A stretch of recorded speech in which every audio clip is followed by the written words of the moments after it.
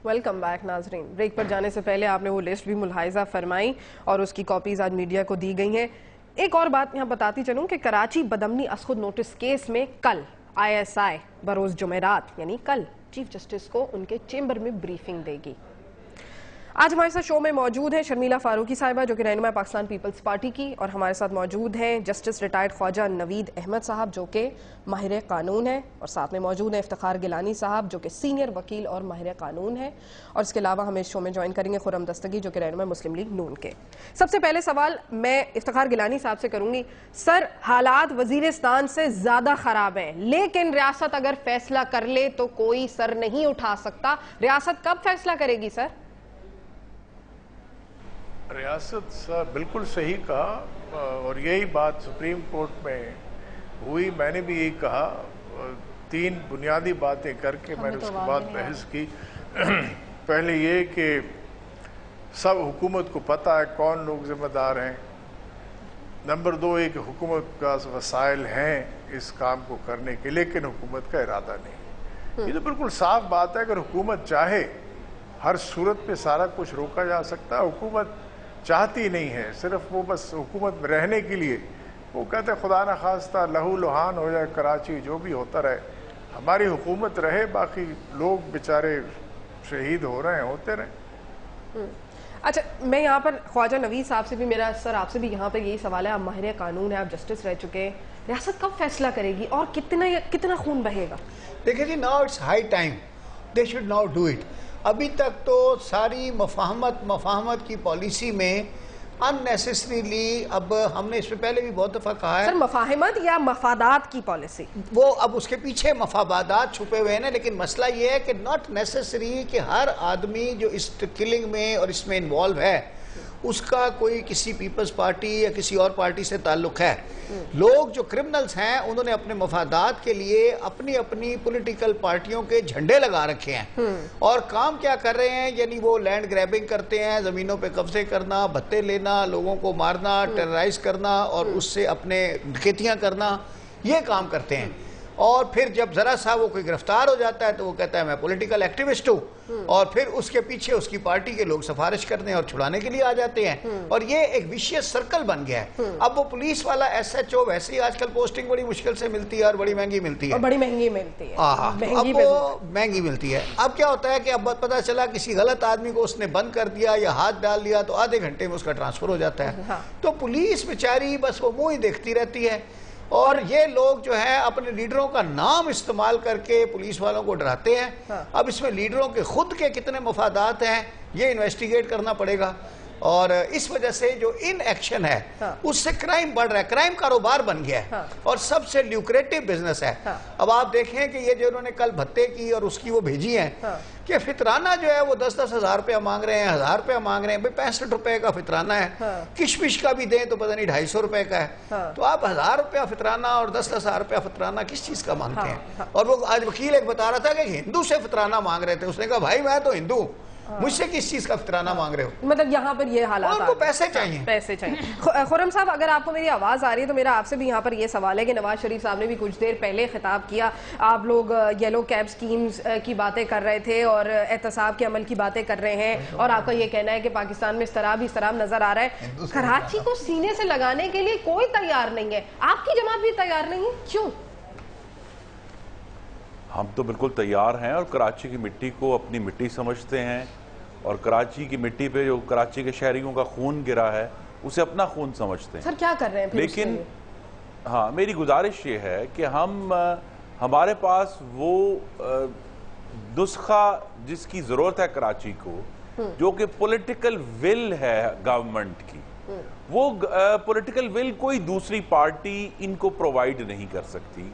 ये सिंध में भी हुक्मरान है और वफाक में भी हुक्मरान है। आप लोग कर दें, सबसे बड़ी दूसरी जमात है ऑपोजिशन की, तो आप लोग कर दें। मेरी नहीं, हम हमारी विल तो शामिल है, और हम हर तरह से कोई भी इनिशिएटिव लिया जाता है, चाहे वो ये कहें कि जी अगर उन्हें हुकूमत पंजाब से लॉ इन्फोर्समेंट की मदद दरकार है, अगर वहां मामला दुरुस्त नहीं चल रहा, हर किस्म की मदद करने के लिए तैयार है। लेकिन असल में इस सारे जो मामला है जो कि अब बिगड़ गया है जुल्फ़िकार मिर्ज़ा साहब की और MQM की जो जवाबी प्रेस कॉन्फ्रेंस हुई है, उसके दरमियान में एक बहुत बड़ा वैक्यूम है, एक खला है जो कि आसिफ अली जरदारी और यूसुफ गिलानी की मफलूज और मफरूर गवर्नेंस का है कि वो या तो इस मामले में बिल्कुल ही समझते हैं कि हमें एक्शन करने की जरूरत नहीं है कि शायद कराची का जो टर्मोइल है उसमें उनका कोई सियासी फायदा छुपा हुआ है, अदरवाइज कोई वजह समझ नहीं आती कि 4000 कराची के शहरी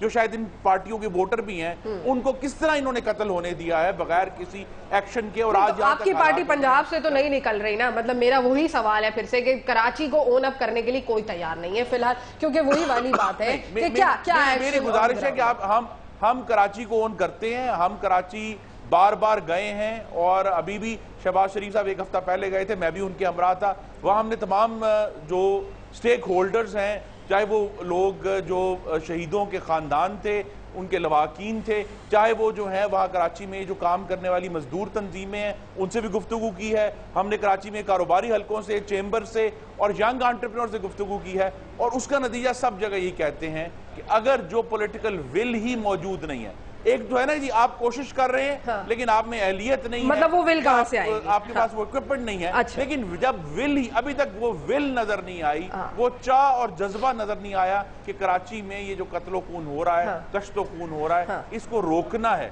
जब जिस दिन ये फैसला कर लेंगे, और आप देखें ना कि जब सदर पाकिस्तान तशरीफ ले जाते हैं, वजीर आज़म पाकिस्तान तशरीफ ले जाते हैं, और अब वजीर दाखिला तो बड़े कंट्रोवर्शियल हो गए इस मामले में।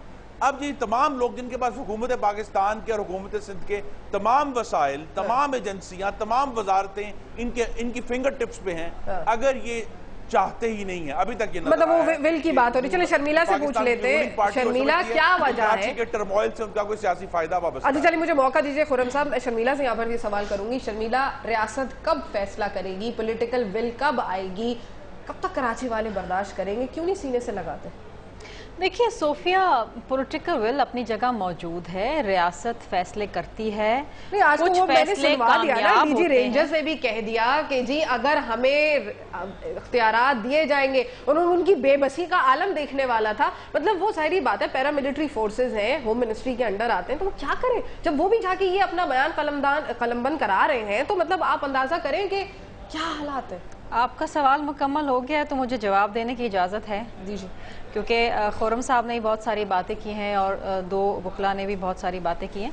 देखिए बात यह है कि पॉलिटिकल विल अपनी जगह पर मौजूद है, हुकूमत फैसले करती है, कुछ कामयाब होते हैं, कुछ इतने कामयाब नहीं होते। हमने माजी में भी एक्शन लिया, इस दफ़ा हमने ज़्यादा स्ट्रिंजेंट एक्शन लिया, उसके नताइज आपके सामने हैं कि कराची में अमन है।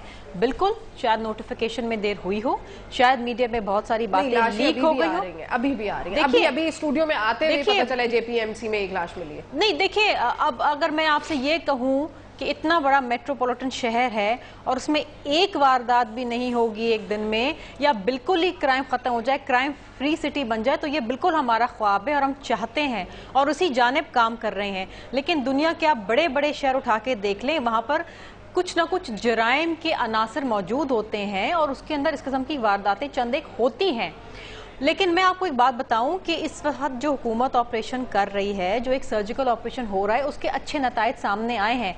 DG रेंजर्स की बात मैं बिल्कुल उससे मुत्तफिक हूं कि ये जो एक्शन है इसको मजीद कुछ अरसा जो है जारी रहना चाहिए, उनके इख्तियारात को जो है वो तो गुजारिश कर रहे हैं शर्मिला, वो तो गुजारिश कर रहे हैं और उनकी मतलब ये एडमिनिस्ट्रेटिव इशू है। एक सेकंड सोफिया, ये एक एडमिनिस्ट्रेटिव इशू है और उसके ऊपर बैठ के बाकायदा संजीदगी से काम भी हो रहा है और मजीद इख्तियारात में तोसी भी हो सकती है। कोई इसमें कोई रॉकेट साइंस नहीं है। मेरा वही सवाल है, देखिए ऑपरेशन खत्म तो नहीं हुआ ना सोफिया, अभी तो चल रहा है, या रेंजर्स के इख्तियारात वापस ले लिए गए, ऐसी तो कोई बात नहीं। उन्होंने एक प्रेस कॉन्फ्रेंस करी, अपनी बात करी। और एक और चीज मैं आपको बताती चलूं कि देखिए सुप्रीम कोर्ट के अंदर जब केस चल रहा है तो बहुत सारी चीजें सामने आई हैं।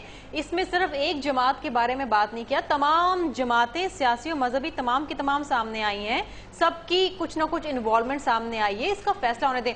दूसरी चीज, खुर्रम साहब ने कहा कि जी हम इसके अंदर मदद दरकार करें। देखिए हमें पंजाब पुलिस की मदद दरकार नहीं है। मैं चाहती हूँ कि पंजाब के जो लॉ एंड ऑर्डर के मामलात हैं वो पहले हल कर लें। करना चाह रहे हैं पॉजिटिव नोट पे, तो क्यों मना कर रहे हैं आप लोग? ये तो शहबाज तासीर साहब को अगवा हुए 15 दिन हो गए, और एक और चीज इन्होंने कहा हम कराची आए और बैठे और मिले और जो शहीद लोग थे पीसी के होटल में स्वीट के अंदर आप ताजियत कर रहे हैं, जिनके घरों में मैयतें हुई हैं उनको बुला के पीसी के मतलब ताजियत करने आप उनके घरों में जाते हैं, जिनके घर उजड़े हैं आप उनको पीसी के चले खुर्रम साहब ये बहुत ही वैलिड पॉइंट है। अगर उनकी कोई रिप्रेजेंटेशन कराची के अंदर, सिंध के अंदर नहीं है, फिर भी हमारी ये ख्वाहिश होगी कि इसके ऊपर सियासत ना चमकाएं, हमें कोई अच्छी तजवीज दें, मिले बैठे, क्योंकि कराची जितना हमारा है, सिंध जितना हमारा है, उतना इनका भी है। चलिए मुझे मौका दे खुर्रम साहब, अगर आपको मेरी आवाज आ रही है, खुर्रम साहब आपको मेरी आवाज आ रही है? जी मुझे आ रही है आवाज। मैं वो शर्मिला का ये बड़ा वैलिड पॉइंट है, क्योंकि मैं भी उस प्रेस कॉन्फ्रेंस में गई थी, तो पीसी होटल में बैठ के अगर ताजियत की जा रही है या एंटरप्रेन्योर्स वगैरह को बुलाया जा रहा है या मीडिया के प्रश्न है, तो सोल्यूशन का हल इस तरीके से निकल आता है, मतलब आपको लगता है? देखिए सोल्यूशन बड़ा वाजे होना चाहिए आपके नाजरीन पर और पूरी कौम पर यह वाजे है कि ये कोई बहुत बड़ी रॉकेट साइंस नहीं है। सोल्यूशन क्या है? सुप्रीम कोर्ट में एक बात जो सामने आई वो ये है कि कराची में दहशतगर्दी की अदालतों में जजों की तकर्री ही नहीं की सिंध हुकूमत ने। अब जब तकर्री नहीं हुई तो वहां किस तरह जो है वो, अगर पुलिस इस हद तक पहुंचती भी है कि जी हम कुछ चालान फाइल करें और मुलजमों को प्रोसिक्यूट करना शुरू करें, तो वहां तो जजेस ही मौजूद नहीं है। अब शहबाज शरीफ साहब जो हैं वो जज सिंध में दहशतगर्दी की अदालत में नहीं लगा सकते। इसी तरह जब सुप्रीम कोर्ट को यह कहना पड़ा, और ये भी रॉकेट साइंस नहीं है, जब सुप्रीम कोर्ट ने यह कहा है कि जी कराची के थानों में SHOs चुनकर काबिल, मेहनती और ईमानदार विदाउट एनी पार्शियलिटी लगाए जाएं, तो ये कौन सी रॉकेट साइंस है जो कहीं से इनको इल्हाम होगा तो फिर ये मामला दुरुस्त होगा। मैं फिर दोहराता हूं कि इस सारे मामले के दरमियान में हाकमियत की मौत है, एक वैक्यूम है गवर्नेंस का, जिसको जब तक ये खुद अपनी मर्जी से फिल नहीं करेंगे, क्योंकि इनका शायद सियासी फायदा है इस टर्मोइल में जो कराची में खून गिर रहा है। और मेरी गुजारिश है, सिर्फ मैं ये कहूंगा, सियासी दुकान चमकाना, आप ये देख रहे हैं कि कराची के शहर को एक शतरंज की बसात के तौर पर इन तीनों पार्टियों ने इस्तेमाल किया है, और उसमें मोहरे कराची के शहरियों की लाशें गिरी हैं। तो अजराए करम अगर ये सियासत चमकानी है तो मुस्लिम लीग नून इस सियासत से बहुत दूर है, इस वायलेंस से बहुत दूर है। मतलब आप लोग मदद के लिए नहीं आएंगे, मतलब सबसे बड़ी तीन जमातों का नाम खुर्रम साहब, ये बात आप कैसे कह सकते हैं? आपकी बड़ी ऑपोजिशन जमात है, आप लोगों को तो खड़े हो जाना चाहिए आवाम के लिए। आप लोगों ने जब लॉन्ग मार्च किया, अदालतें आजाद करा ली, आप लोगों का क्लेम टू फेम है, तो अभी क्यों नहीं खड़े हो जाते, बाहर आए, मतलब फ्रेंडली ऑपोजिशन के खोल से? जी मैं फिर दोहराता हूं, आपके नाज़रीन को वाज़ेह होना चाहिए कि मुस्लिम लीग नून की तहरीक इल्तवा के ऊपर 10 दिन कौमी असेंबली ने कराची के ऊपर बहस की है, जिसका हिस्सा मैं भी था, और वो बड़ी सैर हासिल बहस थी, जिसमें बहुत सारी बातें जो है वो सामने आई हैं।